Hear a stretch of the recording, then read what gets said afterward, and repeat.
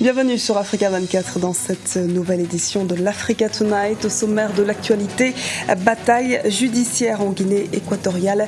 Une tentative d'atteinte à la sûreté de l'État aurait été déjouée le 25 mars à Malabo. Des membres de l'opposition radicale ont été convoqués devant le juge pour être entendus. Au Bénin, les FCBE, Force Cori pour un Bénin émergent, restent la première force politique du pays. L'alliance du chef de l'État a obtenu 33 députés, mais on a parallèlement perdu 10 au profit de l'opposition. En République démocratique du Congo, les États généraux de la justice se sont clôturés ce samedi à Kinshasa. Un accent particulier a été mis sur la lutte contre l'impunité. Autre ambition, favoriser l'accès à la justice pour tous. C'est une affaire qui fait couler beaucoup d'encre en Guinée équatoriale. En mars dernier, les autorités avaient annoncé une tentative d'attentat commandité par l'opposition. Aujourd'hui, le juge d'instruction a convoqué plusieurs leaders politiques cités dans cette affaire. À seul bémol, la plupart d'entre eux sont en exil. Les précisions dans ce reportage de Serge Kofi, notre correspondant en Guinée équatoriale. Les membres de l'opposition radicale équato-guinéenne convoqués devant le juge pour être entendus. Les leaders de la CPDS, la Convention pour la démocratie sociale, le Parti populaire et la CORED, la Coalition pour la restauration démocratique, ont été convoqués dans le cadre de l'affaire de la tentative d'atteinte à la sûreté de l'État. Une tentative déjouée que le gouvernement avait annoncée en mars dernier. L'attentat consistait, selon le gouvernement, à introduire en Guinée équatoriale le virus Ebola en ramenant un malade dans le pays en provenance de Conakry. Au cas où les personnes concernées par l'opposition radicale de la CPDS, la CORED et le PP ne comparaissent pas devant les juges, le code pénal a un procédé adéquat. Conformément à ce qu'estime pertinent le gouvernement et selon l'appréciation du juge, on peut procéder à des interpellations internationales pour que ces leaders reviennent en Guinée équatoriale afin de faire la lumière sur cette affaire.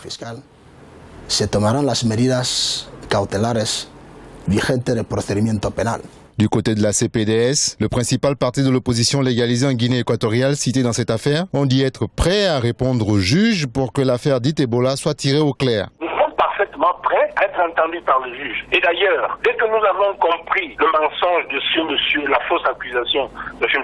Santos, nous lui avons dit, nous portons plainte contre vous. Si la justice de notre pays n'est pas en mesure de résoudre ce problème, nous porterons plainte contre vous au-delà des instances judiciaires de notre pays. Nous irons jusque là où il faudra pour mettre au clair cette histoire. C'est pas parce qu'on est en train de nous intimider, parce que tout ça, ce sont des procédures d'intimidation. À un an des élections présidentielles, c'est donc une bataille judiciaire qui s'annonce entre le gouvernement et les membres de l'opposition cités dans cette affaire. La CORED, la Coalition pour la restauration démocratique, une coalition qui s'est créée en Europe, compte des membres qui sont en exil depuis des années, ne répondront certainement pas à la convocation du juge. Il en est de même pour Severo Moto, le leader du Parti populaire condamné par contumace à 162 ans de prison. Résultat définitif des élections législatives au Bénin. La Cour constitutionnelle a confirmé ce dimanche 3 mai la victoire du parti des forces Cori pour un Bénin émergent, le parti présidentiel. La formation politique du chef de l'État, Boni Yayi, se maintient avec 33 députés sur 83. Les précisions d'Ibra Khadindiaï. Au Bénin, la Cour constitutionnelle a confirmé ce dimanche 3 mai la victoire des forces Cori pour un Bénin émergent aux législatives. L'alliance qui soutient le président Boni Yayi a remporté les 33 sièges de l'Assemblée sur les 83 que compte le Parlement. Le parti d'opposition, l'Union fait la nation, obtient 13 députés. Le Renouveau démocratique a obtenu, quant à lui, 10 sièges. Le parti au pouvoir s'en sort avec 33 députés, bien loin des ambitions de la cinquantaine de députés affichés avant le scrutin, bien moins que les 41 députés de 2011. Et à peu près aussi bien que les 35 de 2007. Dans notre contexte africain sous les tropiques, on sait que les partis au pouvoir ont généralement une longueur d'avance sur les adversaires. Les avantages comparatifs en termes de disposition des moyens de l'État, d'occupation de l'espace socio-politique et médiatique, et tout cela a pu compter à conforter ou à donner au FCDE cette avance relative qui, somme toute, ne leur permet pas de contrôler l'Assemblée nationale, même a priori avec les satellites qui peuvent d'office aller avec elle. 6 formations politiques se répartissent 19 autres sièges. La composition définitive de l'hémicycle dépendra désormais des jeux d'alliance. Quand vous faites la somme des scores réalisés par les partis et alliances se réclamant de l'opposition, la majorité se dégage nettement de ce côté-là. Il reste cependant que l'habileté des uns et des autres dans les négociations peut faire la différence, de telle sorte qu'au jour d'aujourd'hui, on ne saurait dire si c'est l'opposition ou la majorité au pouvoir qui arriverait à réaliser des accords de législature pour obtenir une majorité au sein de l'hémicycle. Prochaine échéance électorale pour le Bénin, la présidentielle qui aura lieu le 28 février 2016.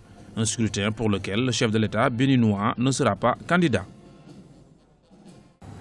Les États généraux de la justice en République démocratique du Congo ont pris fin ce samedi 2 mai à Kinshasa.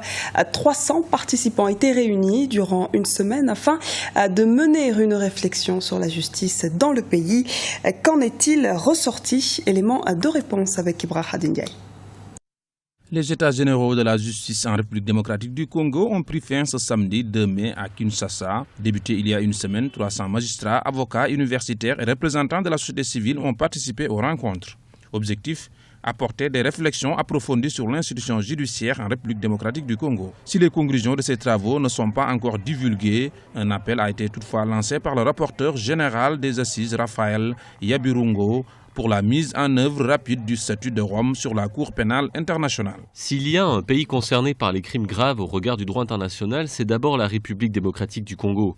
Et ce n'est pas normal qu'après que la communauté internationale, par la voie diplomatique, ait mis à la disposition du monde entier un instrument de lutte contre la criminalité grave, la République démocratique du Congo se comporte comme si elle était indifférente. Toutefois, l'absence de recommandation de ces assises dans l'immédiat est vue par certains juristes comme un demi-échec.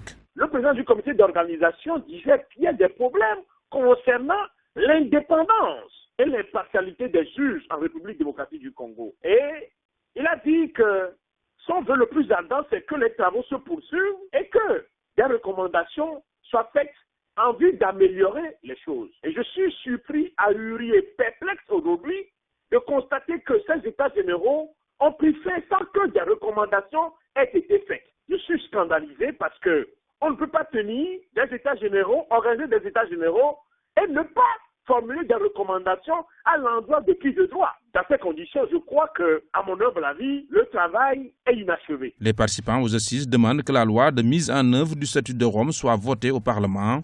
Rappelons que cette loi a été soumise à l'Assemblée depuis avril 2008. Un rapport de 150 pages sera publié dans les prochains jours.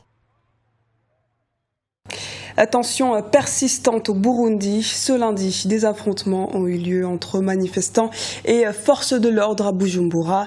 Au lendemain de la désignation de Pierre Nkurunziza par son parti comme candidat à la présidentielle le 25 avril, les manifestations se multiplient et sont durement réprimées par le pouvoir. Au moins 12 personnes seraient mortes.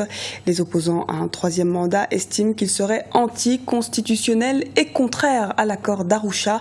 Le camp du président juge la démarche parfaitement légale et a saisi la Cour constitutionnelle pour trancher la question. Et cette Cour doit se prononcer dans les prochains jours sur la conformité de cette annonce. Le point tout de suite avec Gracien Rokendikiza, éditorialiste.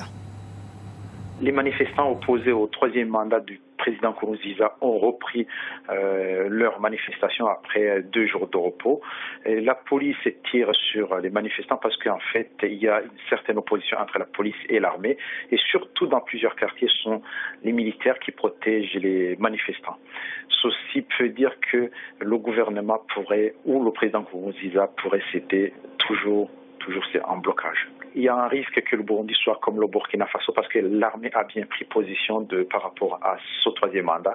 Ce troisième mandat est contre les accords d'Arusha et donc l'armée a été créée et fondée, du moins après la fusion, selon les accords d'Arusha. Donc cette position de l'armée, elle est intransigeante. Il sera difficile vraiment que ce soit le président cède ou l'armée. Donc, on peut penser que ça peut évoluer vers un coup d'État, tout simplement. Ce journal a été réalisé par l'ensemble de la rédaction. Merci pour votre fidélité. À retrouver dans un instant une nouvelle édition de l'actualité sur Africa 24.